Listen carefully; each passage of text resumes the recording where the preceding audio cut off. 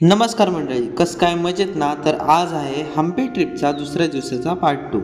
तर आजचा दिवस खास आहे कारण आज आपण अनुभवणार आहोत इथली एक अनोखी आणि पारंपरिक सफर म्हणजेच कोरॅकल बोट राईड.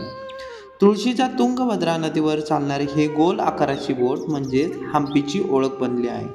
तर चला तर आजच्या या रोमांचक प्रवासाला सुरुवात करूया. तर मित्रांनो, आता आम्ही चाललो आहोत या एवढ्या प्रचंड दगडाच्या खालून. हेच आहे हम्पीची खरी ओळख. हे दगड म्हणजे साधे नाहीत, यांना ग्रेनाइट बोल्डर्स म्हणतात. लाखो वर्षांपूर्वी पृथ्वीवरील ज्वालामुखी क्रियेने आणि वाऱ्यामुळे हे दगड तयार झाले. संपूर्ण हम्पी परिसरात तुम्हाला असे गोलसर प्रचंड आकाराचे दगडाचे ढीग दिसतात. यामुळे इथला निसर्ग वेगळा आहे, जणू एखाद्या जुरासिक वर्ल्ड सेट सारखा वाटतो.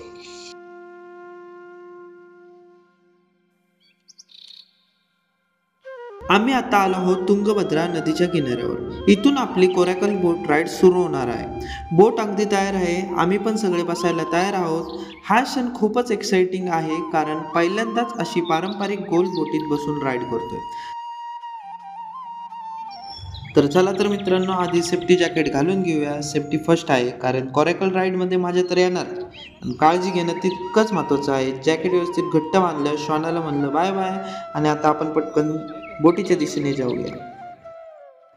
चला तर मित्रांनो, आम्ही आता सेफ्टी जॅकेट घालून पूर्णपणे रेडी झालो आहोत. तर आता तुम्हाला इथल्या राईडबद्दलची माहिती सांगतो. कोरॅकल राईड इथे साधारण सकाळी 8 वाजल्यापासून संध्याकाळी 5 पर्यंत चालू असते आणि चार्जेस राईडच्या वेळेनुसार बदलतात. जसं आम्ही घेतलेल्या राईडचे 1 तासासाठी 500 रुपये दिले आहेत.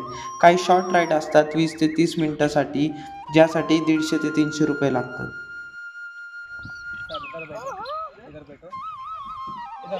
मुंबई मैं जाऊँ क्या उधर थोड़ा अगर मत रहता है इधर नहीं है.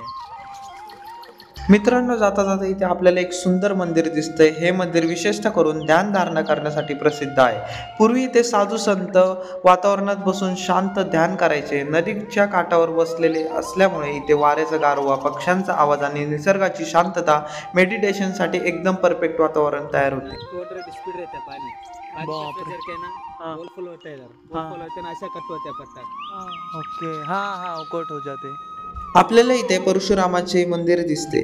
भगवान परशुराम हे विष्णूंचे 6वे अवतार मानले जातात. कथेनुसार त्यांनी याच तुंगभद्रा नदीच्या काठावर कठोर तपश्चर्या केली होती. म्हणूनच इथे त्यांची मूर्ती आणि एक लहानसं मंदिर बांधलेले आहे. है ना ते व्हाइट कलर ची नाही दिसत का अंदर?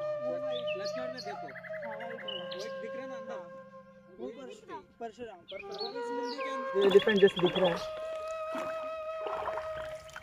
नहीं दिख रहा, ये नीचे. अच्छा हाँ हाँ हाँ इतना तो अच्छे से सर इधर देखो नंदी दिख रहा है ना उधर.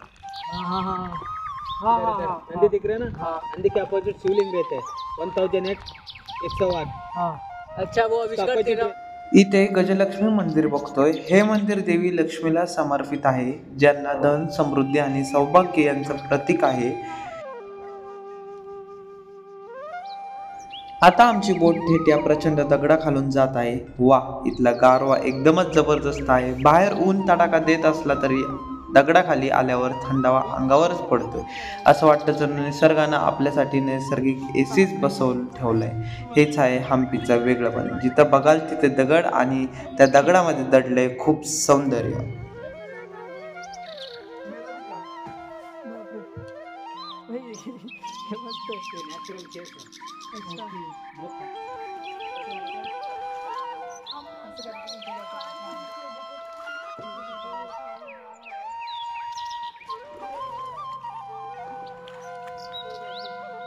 चला थोडी इन्फॉर्मेशन सांगतो. कोरॅकल म्हणजे काय?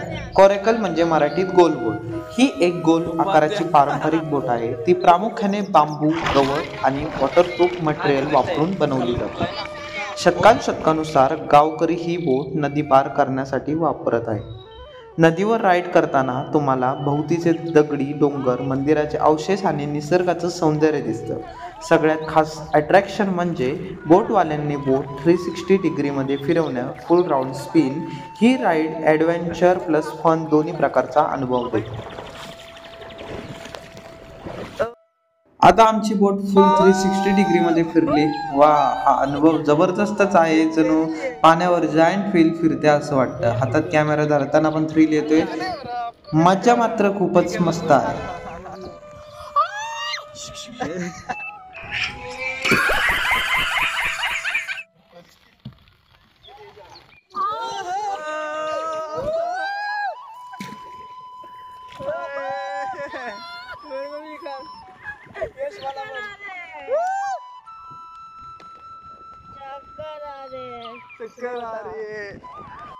आमची बोट इतकी जोरात फिरली की हित आणि जीत दोघांनाही चक्कर यायला लागली. जरा बघा, बोट तर अजून पाण्यावर परफेक्टली फिट आहे, पण आपले फ्रेंड्स मात्र झोपाळ्यावर बसल्यासारखे हल्लेत. हा कोरेकल स्पाईन म्हणजेच खरंच पाण्यावरचा मिनी जायंट व्हील.